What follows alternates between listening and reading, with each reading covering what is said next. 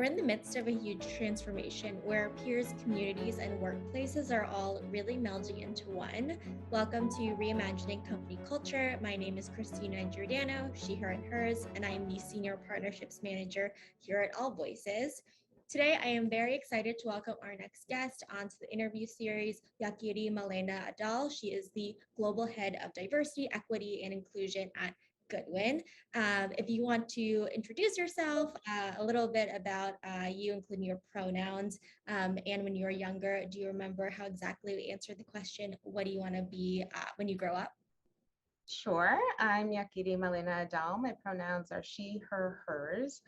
And I would have answered the question, or at least my, 6, 7-year-old would have answered the question as wanting to do something creative or being a designer of some sort. I had lots and lots of sketches and piles of books with my designs. And, when I approached my family about being a designer as I got older, they were shocked. They said, "We thought you'd be a lawyer." So that's what I wanted to be when I was very young. I love that. I'm sure there is a lot of kind of areas of creativity and kind of design in your current role. So you fast forward to today. How do you think your personal journey has really led you up until this point to be specifically at Goodwin and leading their kind of global diversity, equity, and inclusion efforts? Sure. I mean, at a very young age, being the eldest daughter of immigrants, I had to do a lot of translating and a lot of language brokering. So whether we were in medical settings, figuring out utility bills, sometimes even reading legal documents, and translating for my parents and making decisions for my household. So I was really exposed to different agencies and corporations very early on. My first internship when I was 16 was at the SEC. And I really got exposure to, and I was, back then we had microfiche, and I was responsible for filing the microfiche with the prospectuses. And I remember just being intrigued with corporations and thinking about just the structure and how the organization functioned. Then I went on to have roles at various, large corporations. I really did not have that traditional background. And a lot of people took a choice on me, or took a chance on me, I should say.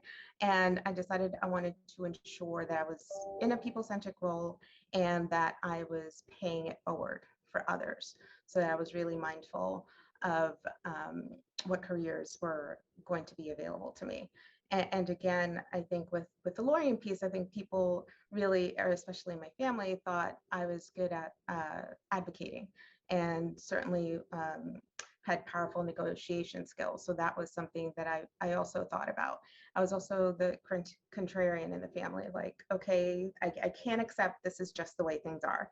So how are we going to do something to change it?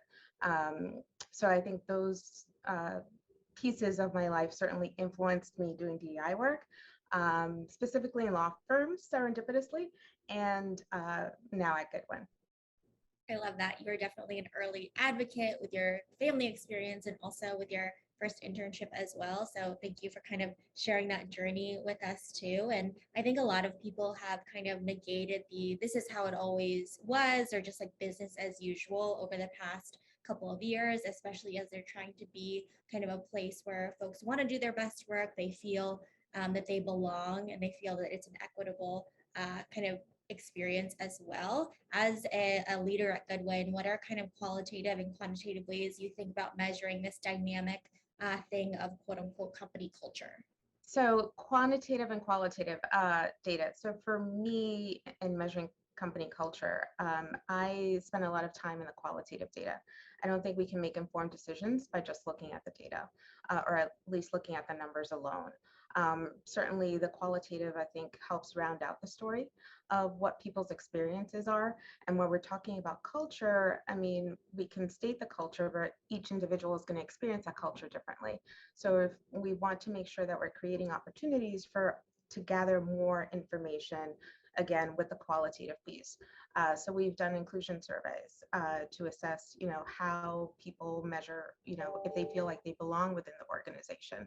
I'm big into the quantitative. I think with the qualitative, certainly attrition rates. If certain groups are leaving the organization faster than others, then that certainly indicates that there's something in their experience that's attributing to that increased attrition.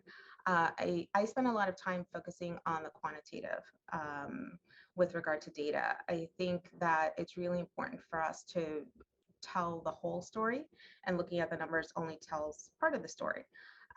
We've spent time looking at and running inclusion surveys to assess, how people feel the organization is doing. Do they have a sense of belonging within the firm? How is our culture? How is that being experienced by individuals? So I think that's really important when gauging either initiatives or programs, and certainly thinking about whether or not DEI initiatives are successful, is also that qualitative and quantitative piece in addition to the qualitative. Yeah, I definitely agree with you that you can set the kind of standard or values for this is what our company culture is and communicate that to current employees and potential candidates. But every person is going to have a different experience. So you definitely want to ask how people are feeling and continue to ask. I know you mentioned that Goodwin has also put out a lot of kind of public goals around diversity, equity, and inclusion. And I have a couple of questions around that. But just to start out, I want to know kind of what role you see Goodwin playing in really setting the standard of creating an equitable workplace in the legal industry and profession. I mean, the legal industry, the legal profession is one of the least diverse professions. So this is something that we have a lot of other firms and peers struggling with these issues. I think for us, it's a multifaceted approach to how we are handling them, both within the firm and then within the profession at large. So we have publicly stated goals, which I think is important in terms of holding us accountable. They're on our website. We make them available and our progress available to those within the firm, but ensuring that elevations to partnership are matching our incoming summer associate classes is important. And right now that's 50% gender diversity, 35% racial and ethnic diversity, and 10% LGBTQ. Oftentimes I hear, well, the issues in the profession is that, there's no pipeline. With those numbers, clearly we're attracting the talent. Right. The challenge is retaining and advancing those in historically excluded groups. And another piece to that is ensuring that at least 40% of representation in leadership is from those historically excluded groups, because we know that also impacts, how the firm is making decisions. And I think that's really important, just again, to have that external accountability with regard to diversity, equity, and inclusion. The firm has also spent significant resources in our Black anti-racism task force. And I think that's a space where we're really centering one of the least represented groups among the profession and in most law firms.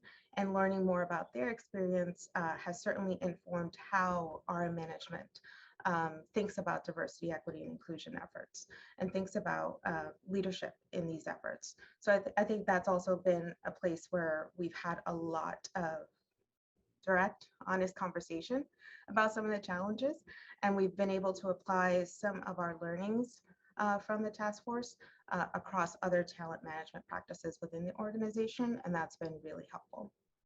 Yeah, it sounds like you're talking about multifaceted and a holistic approach as well. And not everybody, not only in the legal industry, but just companies at large are not all kind of publicly announcing their diversity, equity, and inclusion goals. So that's that level of accountability as well. One of the kind of goals you mentioned was around leadership. So not only the pipeline, but making sure there's an investment in career development, also in executive level partner roles. And I think the number was 40% of leadership roles and by 2025 are held by folks from historically underrepresented backgrounds. Digging in a little bit kind of deeper, what steps is the team taking to really invest in this specific goal?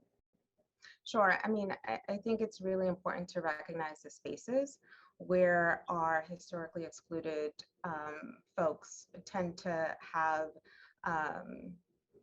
experiences that are not inclusive or not how we would want them to experience the firm. And I think it's important to also recognize that we all have an active role to play in interrupting bias. But I think the areas where we're focused on with regard to really tailoring efforts and ensuring equity across the board, certainly work allocation, I think that's, really important. If you don't have the opportunities to do that career enhancing work, that's certainly going to impact your ability to, be elevated to partnership, certainly your ability to grow as a professional in a law firm. So ensuring that you're having those key assignments is important, and ensuring that those assignments are distributed equitably is certainly important. I think actionable feedback is critical. We know that giving feedback across difference can be challenging for many. So ensuring that our women, people of color, LGBTQ individuals are getting that critical feedback so they can, again, ensure that they're having access to those opportunities is really important. I think key client relationships, access to those obviously is important, and building those networks. So ensuring, again, that those opportunities are equitably distributed so that they're not just going to some and not, more spread across the entire group. Mentorship, certainly, sponsorship opportunities are critical. While we have mentorship, for everyone across the firm, thinking about sponsorship is a little different, right? Like, how is this partner invested in this associate's career? How are they ensuring that this associate has access to information, has access to opportunity? Things that may be happening organically for some, but again, not happening organically for some of those in our historically excluded groups. And then lastly, I think it's access to our leadership, access to, who's the head of your business unit? Do you feel like you can approach this person with questions? Do you think that they're really hearing some of the challenges and concerns impacting your experience at the firm? I think all of those, having targeted efforts in those 5 key areas is really what's going to drive the environment for us to be inclusive, have that sense of belonging for everyone. And hopefully that would mean more representation in our partner elevations. Absolutely. That access to opportunity, whether it's work allocation, executive kind of leadership, opportunity for that feedback from partners as well, and kind of that sponsorship and mentorship, which I know you and I were talking about kind of earlier as well, around that being a little bit more intentional, because you talked about how giving constructive feedback across difference might be a little bit, people might be hesitant to do, or they're nervous around. And I think similar to mentors, people gravitate towards people who have similar experiences to them. So, what is your advice about how we could be more intentional about these 2 kinds of relationships? Again, I think if someone is looking to grow, they will look to put themselves in experiences that are different. I think recognizing that, again, for individuals from historically excluded backgrounds, going into a law firm is growth within itself, right? If you're first generation, if you've not been exposed to the space, you're constantly uncomfortable. You're constantly thinking, how do you fit in? Are people, do you really belong?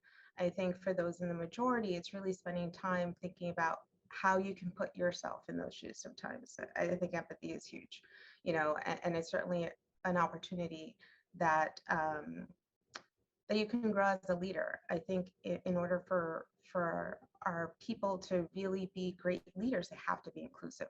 So that means that you're learning, cultural competencies, you're thinking about how different people are experiencing being on your team, being in your business unit, and being at your firm.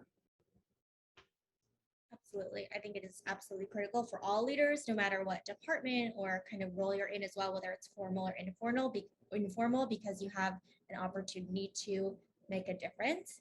And you mentioned earlier as well, making sure that everybody has that ownership mentality around equity. It's just not kind of your job to make sure that Goodwin as a whole is a diverse and equitable workplace. Everybody needs to kind of understand their role in that process. What are the ways you encourage people across the company to really integrate equity in every single facet of the firm as well? I think it's first thinking about, okay, who's not in the room? Who is not represented here?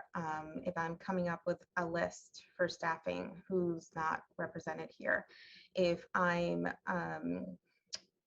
am at in a different function within the business, what's missing? I think oftentimes we just we're on autopilot and really just going through our day-to-day responsibilities within an organization. But if you pause to see who's missing and are mindful of that, I think that's really important. And even if people are in the room, okay, so who's not speaking up? Who is whose voice is not being heard? Because I think, again, those key pieces are really important.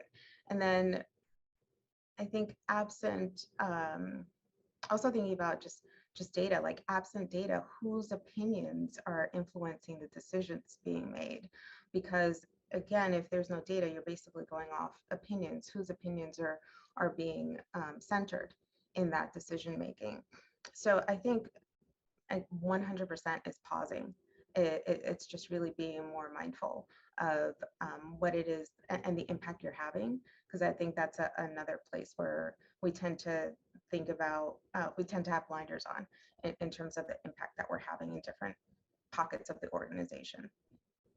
Absolutely. And I think the absent data is really important. Sometimes people say, we asked a question to our team and we had a 90% response rate, which is really, really great, but is the 10%, the women and people of color in the organization, really digging deep in there as well? And how are you creating that psychological safety? And you can have the best culture, but everybody is bringing their different lived experiences or different career experiences with them too. And I definitely want to ask how organizations can really identify those hidden dangers, whether that's, toxic managers or misaligned goals or values because of a miscommunication or something like that, and proactively find them by empowering folks to really speak up. Yeah, I mean, and the funny thing about toxic managers is that most people know who they are. The challenge is that you tend to have people who are really good at their technical job, and they're elevated, but they don't necessarily have the people skills to lead and manage teams. And that's when you see some challenges that maybe their values aren't aligned with the organizations, which again creates challenges. I think for us, what's really important is that when one is elevated to manager, you're still having to go through coursework to understand how to become a manager, the skills you'll need to be a manager, to be a people, not well, to be a people person ultimately. And I think Goodwin is very much an organization where people want to learn and continue learning. We have lots of programs across the organization, whether you're talking about paralegals, lawyers, professional staff, et cetera, just to upskill in a lot of areas. So again, when thinking about that promotion, ensuring that the learning is also there to tackle this other aspect of their job. They may have been really good at the technical piece. How are we ensuring that they're going to be successful in the manager piece of the work? I think upward feedback is critical too. There are those who manage up really well, and then we hear other stories from folks on the team who don't think that they're great managers. How are we capturing that information, and how are we ensuring that we're capturing that information in a way that is then giving the person an opportunity to do better? I think that's also critical, is ensuring that when managers step into the role, they know what the expectation is. They know that they can't be a great manager if they're not an inclusive manager, and that's also part of the evaluation process. And then ensuring that they have the tools to best lead people. We're not saying that everyone needs to have all the right answers, but you need to ensure that when you don't have the right answers, you're reaching out to the right people. Absolutely. You need to be an inclusive and empathetic kind of manager and leader.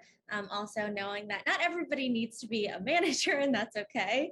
And having the growth mindset too, of just like you said, not having all the answers, of being open to learn, be curious, ask questions, and make that investment in the manager resources from a company level as well. And you kind of mentioned that upward feedback, and there's all different kinds of feedback for one-to-one, peer-to-peer, and individual to company. I want to ask from a company perspective why it is important to offer an opportunity for anonymous feedback in terms of psychological safety at Goodwin. I mean, I think for us, it's particularly important. We've grown exponentially over the last 2 years, and we've done it all while being remote. So that means that some of those relationships that one would have established, maybe, bumping into someone in an elevator or cafeteria, aren't necessarily happening. And when you have someone who is joining an organization, doesn't know who necessarily to go to, it's important to have another mechanism for them to tell us about their experience. And this isn't to mean that we don't get feedback in other ways too, right? This is supposed to supplement what's already happening. You'll have some people who reach out to their managers, some people reach out to their business unit leaders, some people reach out to us on the DEI team, others will reach out to HR. But for those who are not comfortable doing that, having an anonymous system to capture that information is critical. Again, because what's important to us is capturing that information and ensuring that we're addressing issues before they become serious problems. So that's, really important to us in terms of maintaining firm culture, but particularly important in this environment where, again, we've grown so much and we've done it all remotely. Yeah, offering multiple avenues for folks to raise their hand, no matter where they are in the organization. I feel like day 5 to day 90 to 5 years down the road, you might have a little bit more level of comfort in providing kind of feedback as well. Out of kind of all of the kind of channels that you have mentioned, so whether someone has come to you directly or someone has kind of submitted feedback in other ways, can you share an example of how that feedback has really informed or inspired a change at Goodwin, whether it's a policy, strategy, or initiative over the past few years?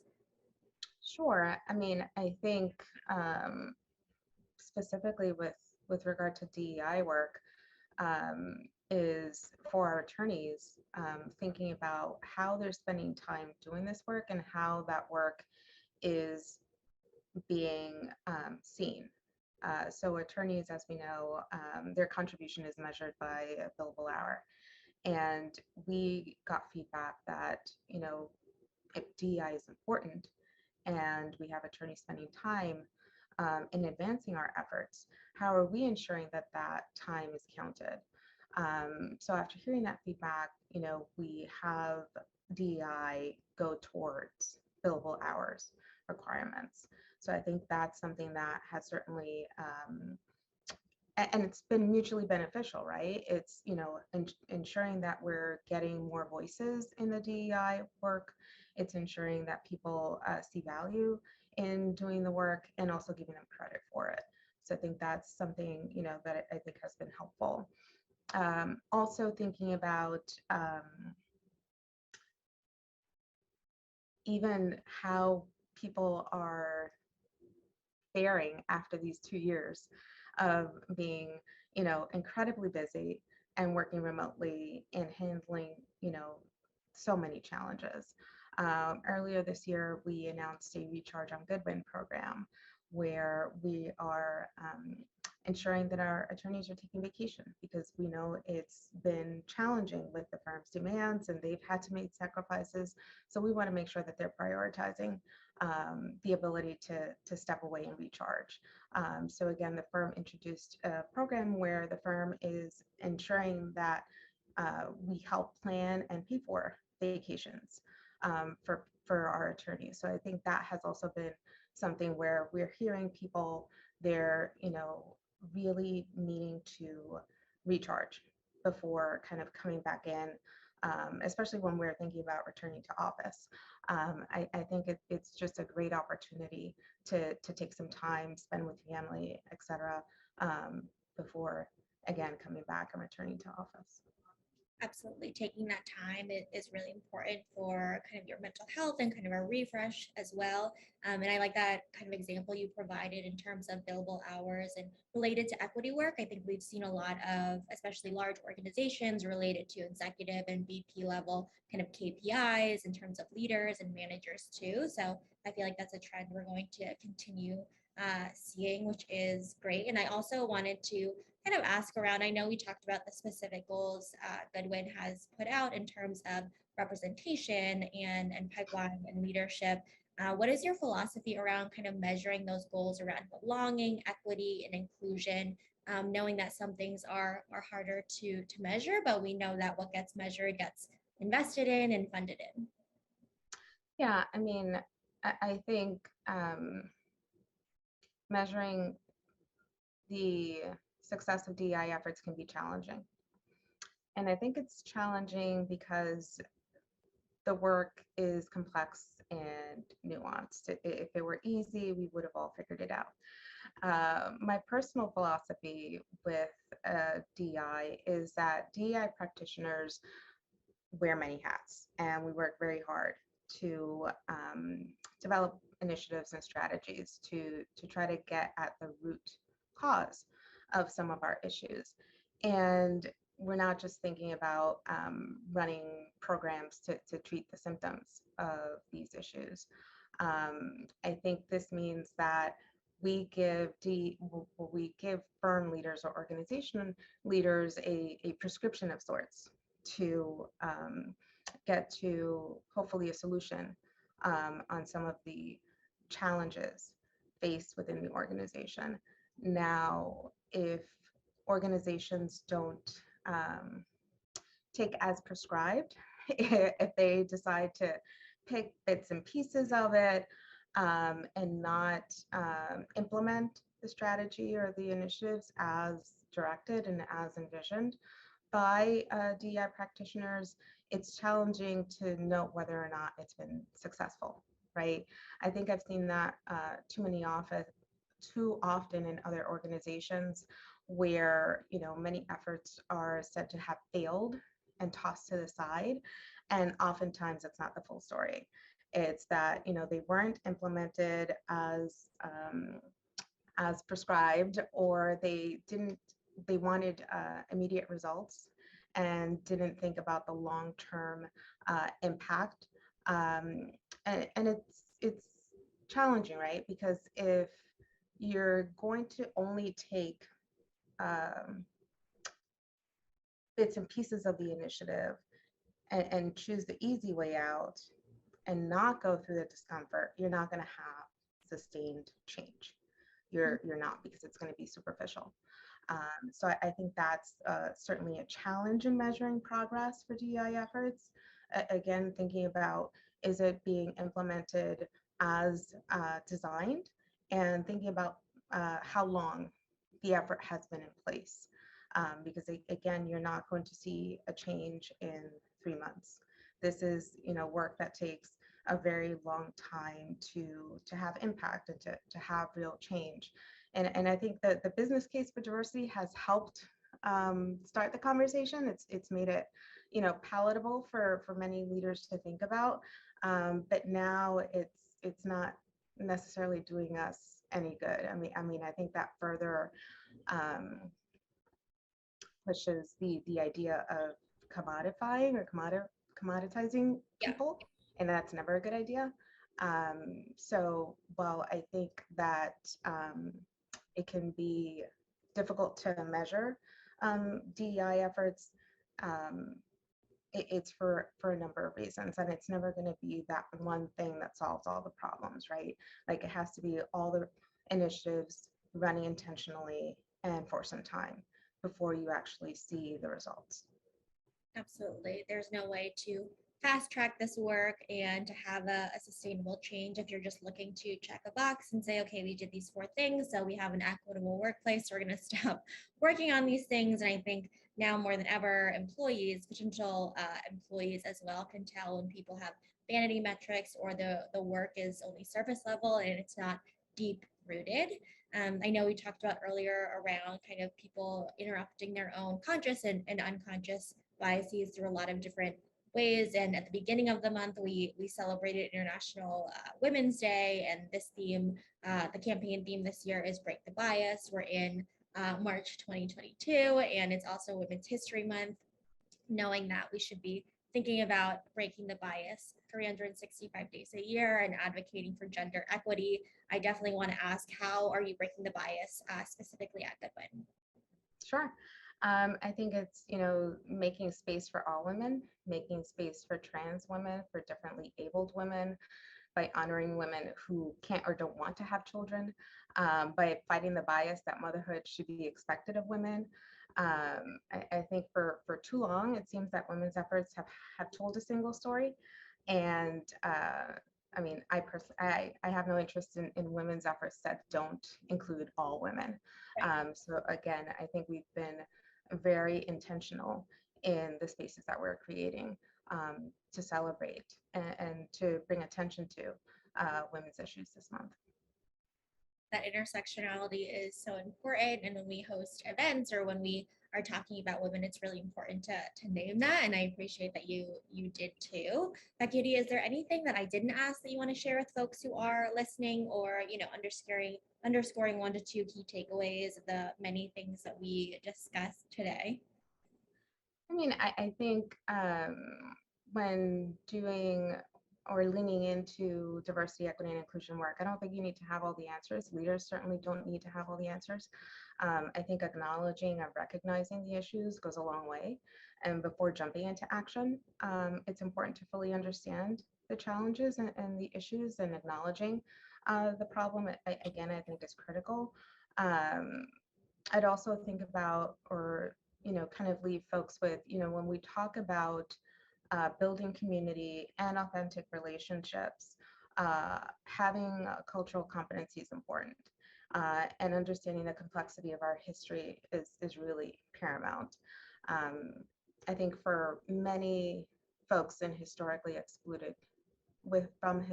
excluded groups, are just frustrated and tired of having to translate, and give historical context Right. for how what's happened in the past is impacting today. So having to have that conversation over and over again before even being able to address the topic being discussed, I think it is really exhausting. And I think this is the part where, we all have to do the work. That means really understanding our history, certainly educating ourselves before delving into questions, and trying to build relationships with people. I think it's going to be really, really critical in ensuring that we're cultivating a workplace and a culture of belonging. Absolutely. That internal work is really important, taking those proactive steps to understand where we are from a societal and historical context. We are not fans of any free emotional labor here from folks who have been historically underrepresented. Yakiry, thank you so much for being on Reimagining Company Culture this afternoon. I enjoyed our conversation. Thank you. Thanks for having me. Of course, of course. And as a reminder for folks who are listening, at AllVoices, we really believe in that employee feedback management as a requirement for the organization to succeed overall. Have a great rest of your afternoon, everyone.